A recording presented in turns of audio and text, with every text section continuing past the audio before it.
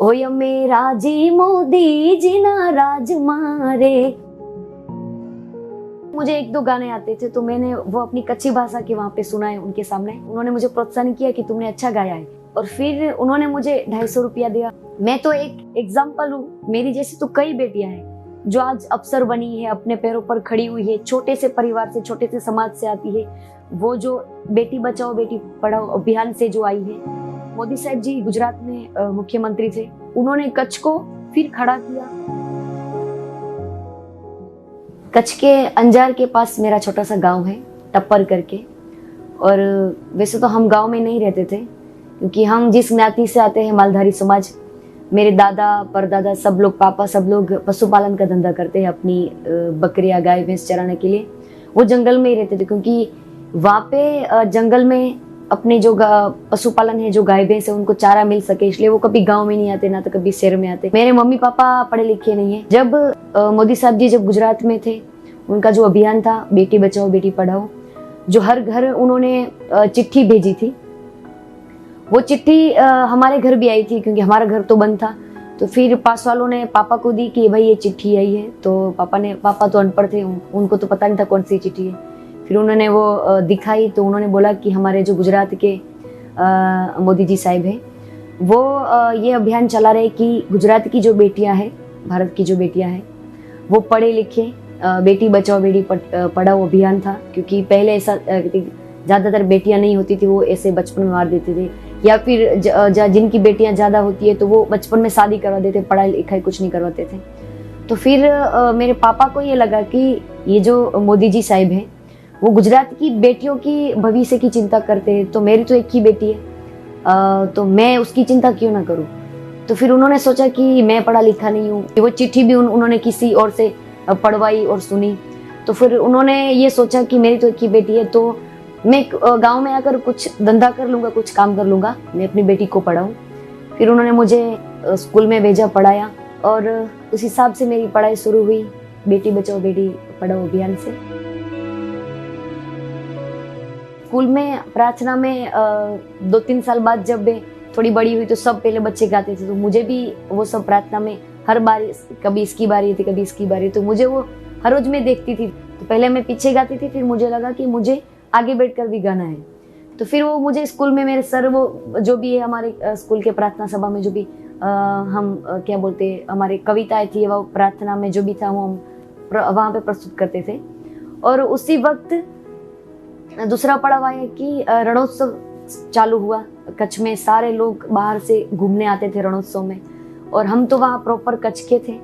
तो हमारे सर ने भी बोला कि अब हम सब स्कूल वाले हैं, जो हम सबको वहाँ पे घूमने जाना है, सब बच्चों को लेके हम जाएंगे। फिर हम वहाँ पे रणोत्सव में गए, स्कूल के सब लोग, और वहाँ पे नरेंद्र मोदी जी भी आने वाले थे, और हम सब बच्चे आगे बैठे थे, ऐसे हम तो अपनी मस्ती में थे। तो थोड़ी देर में ही मोदी साहब जी स्टेज पर आए, और वहाँ पे हमें उन्हें दूर से हमने देखा, पर हम तो अपनी मस्ती में ही थे, क्योंकि हमने सब बोलते थे ना कि गुजरात के मुख्यमंत्री ये है, तो हमने सुना था, पर ये पता नहीं कि यही है और ये हमारे सामने बैठे हैं। तो फिर वो सब बच्चों को ऐसे बुला रहे थे, सब छोटे छोटे बच्चे, हम सब अपनी मस्तियाँ कर रहे थे, सबको बुला रहे थे, किसी को कविता बुला रहे थे, किसी को जोक्स ऐसे बुला रहे थे, जो जो आपको आता है वो आप सुनाइए। तो 7वीं 8वीं बारी मेरी थी, मुझे पता नहीं था कि मुझे वहाँ पे बुलाएंगे यार, मैं जाऊंगी और क्या करूंगी। और तब मेरी बारी आई, तो मैं थोड़ी घबराई हुई थी, और वहाँ पे गई तो उन्होंने मुझे बोला कि बच्ची तुम्हें क्या आता है। तो मैंने बोला कि मुझे तो सिर्फ गाना आता है। तो मैंने हमारे जो कच्छ की जो हमारी भाषा है, हमारी लोकल हमारी कल्चर भाषा है, कच्ची भाषा, तो उनमें से मुझे 1-2 गाने आते थे, तो मैंने वो अपनी कच्ची भाषा के वहाँ पे सुनाए उनके सामने। तो फिर उनके मोदी साहब के मुंह पर मैंने स्माइल देखी, और वो उन्होंने मुझे प्रोत्साहन किया कि तुमने अच्छा गाया है। और फिर उन्होंने मुझे 250 रुपया दिया, और तब तो ऐसे पिता समान कोई पिता ही होता है जो अपनी बेटी को ऐसे पैसे देता, ऐसा मुझे लगा।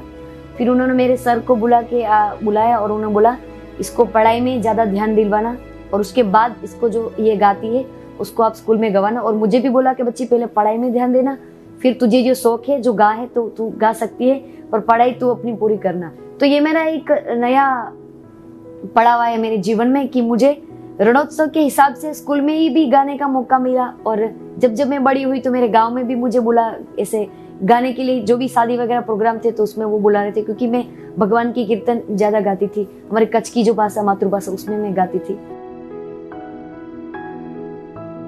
मैं तो एक एग्जाम्पल हूँ, मेरी जैसी तो कई बेटियां हैं जो आज अफसर बनी है, अपने पैरों पर खड़ी हुई है, छोटे से परिवार से, छोटे से समाज से आती है, वो जो बेटी बचाओ बेटी पढ़ाओ अभियान से जो आई है।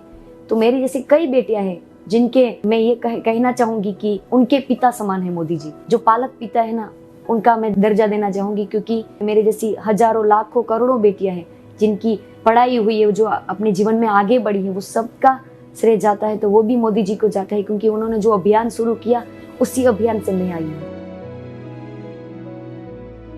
भारत के प्राइम मिनिस्टर है, उनके पास सतत वो व्यस्त होते हैं, काम में बिजी होते हैं और अपने देश की चिंता करते हैं, तो उनके पास इतना टाइम नहीं होता। फिर भी ये मेरे लिए एक आशीर्वाद ही रहे, और उनका भी एक आशीर्वाद मेरे ऊपर फिर हो गया, क्योंकि उन्होंने बोला कि अगर गीता ने इतनी मेहनत की है और ये इस समाज से आती है जो समाज जंगल में घूमता है, जो कभी गांव भी नहीं आता, जिनको पढ़ाई से कुछ लेना देना नहीं है, उस समाज से यहाँ तक आई है, तो इनसे मुझे मिलना है और उस बच्ची को बुलाओ।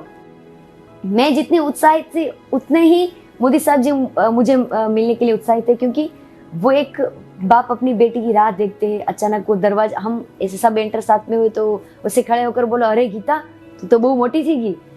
तो मैं नर्वस हो गई, क्योंकि मैं तो जब छोटी थी उनसे मिली थी, तो इतनी बड़ी होगी और फिर उनको मेरा नाम याद है, उनको ये भी याद है कि मैं छोटी थी तब मिली थी। छोटी छोटी बातें तो याद नहीं रहती, हमें भी याद नहीं रहती, तो वो तो देश के प्राइम मिनिस्टर है और पूरे देश की चिंता रहती है, और कई लोगों से वो मिले होंगे, तो उनमें से मैं भी एक थी। पर वो ऐसे खड़े होकर आए और मेरे सर पे ऐसे थपकी मारी और बोला कि तू तो बहुत बड़ी हो गई है, क्या कर रही है, पढ़ाई पूरी की तूने?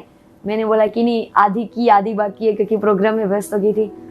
तो उन्होंने बोला कि अब जब भी तू अगर मिलना तो अपनी जो भी पढ़ाई तूने जहाँ से छोड़ दी है वो पूरी करना। और मुझे प्राउड हुआ कि तूने अपनी मातृभाषा के गाने रिकॉर्ड किए, और ये तेरा जो गाना है मुझे पता चला कि बहुत अच्छा गुजरात में रिकॉर्ड ब्रेक गाना है, तो तू और अब आगे बढ़ना और मेहनत करना हमारे कल्चर के लिए, हमारी मातृभाषा के संगीत के लिए। वो बहुत खुश थे अपनी बेटी के, जैसे कहते हैं ना कि बेटी ससुराल गई और जो बाप कई सालों के बाद उनसे मिलता है, वो खुशी होता है, उत्साहित होता है, वैसे ही ये उनका जो चेहरा था वो उत्साहित थे। उन्होंने बातचीत की, मुझे बोला कि आज तू क्या सुनाएंगी, क्योंकि तूने कच्छी भाषा का सुनाया था, तो आज तू कुछ तैयार करके आई है।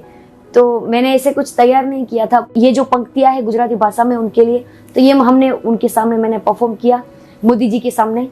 तो मैंने ये एक दो पंक्तियां गाई थी।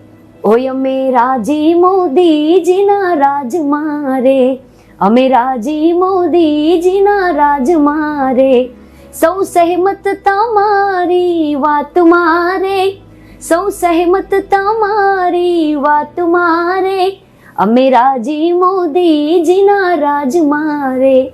इसकी जो पंक्तियां है, इसमें ये लिखा है कि हम खुश है आपके राज्य में, सब सहमत है आपकी हर एक बात से, क्योंकि आपने भारत के लिए जो जो किया है, तो सब लोग आपकी जो जो सोचना है, आपके जो भी बात आप रखते हैं, भारत के विकास के लिए जो भी आप रखते हैं, उस सब में हमारे भारत के लोगों का सहमत होता है।